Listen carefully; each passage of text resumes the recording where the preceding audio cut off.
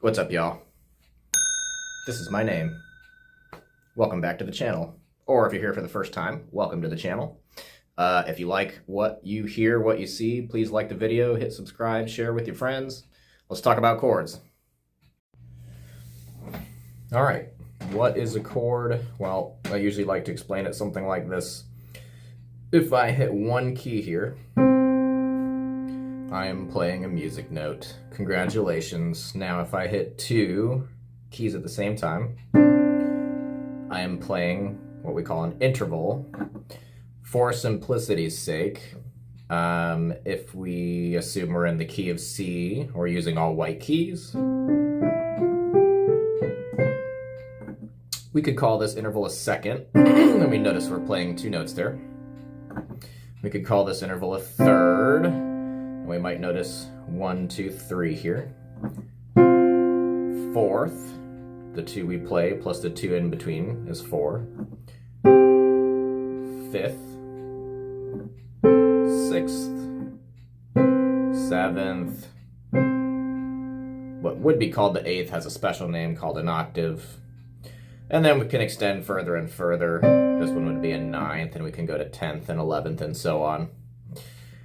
If we play 3 notes at the same time, or maybe more than 3, now we've got a chord. So, the first 2 chord types that we pretty much always learn would be major and minor. And we're just going to start from C in both cases here just to give you an example. So, this chord is called C major. The notes are C, E, and G. Now I could just tell you that, but the way that we build a major chord is by counting a certain number of half steps or semitones in between each note that we play. So half steps, if we move along the piano in half steps, it's pretty much starting from one spot and just going up or down the piano, playing every single key in order as they appear, whether it's a white key or a black key. So going by half steps would be something like this.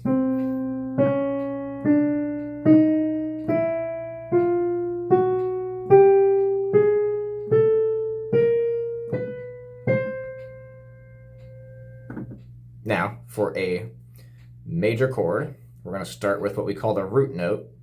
That is the first note in the chord and the note that the chord is named after, so it's going to be C for a C major chord. To get to our next note, we need to go up by 4 half steps.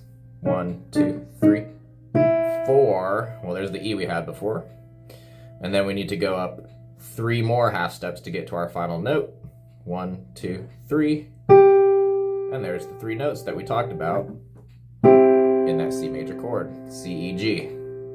So 4 half steps here, 3 half steps here.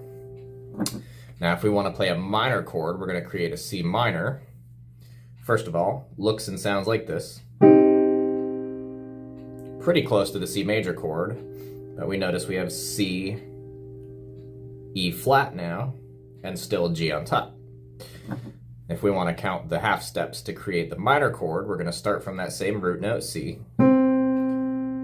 This time, instead of 4 half steps and then 3, we're going to flip it around. We're going to do 3 and then 4. So, 1, 2, 3 gives me that E flat. 1, 2, 3, 4 gives me the G. That's our C minor chord. Now, we can also, after we've played major and minor chords for long enough, usually tell which is which by the sound. Major chords, a lot of times we say sound happy or bright. The minor chord sounds sadder or darker, or some people say like haunting or spooky.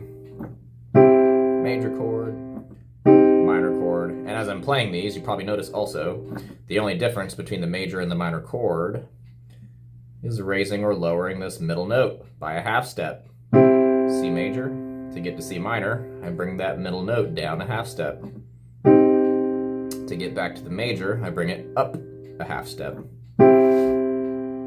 So when we are talking about the pieces of this chord, C is what we call our root note. G we call the fifth, or the perfect fifth, which is the same in the major and the minor chord. And again, we can see that fifth there. If we're playing the major chord, E is called the major third. If we're playing C minor, E flat is called the minor third. Now we could just do one more example. Let's try starting from D as our root note. If I want to build a D major, it's going to be 4 and then 3 for the half steps. 1, 2, 3, 4. And then 1, 2, 3. D, F sharp A is a D major chord. If I want to do D minor, 1, 2, 3. 1, 2, 3, 4. D, F, A is a D minor chord. Once again, the only difference between the two is that middle note. If it's F sharp, we have the major chord. If it's F natural, we have the minor chord. And you can use the same process starting from any note on the piano, count those half steps, and you can create a major or minor chord from that root note. All right, that's it.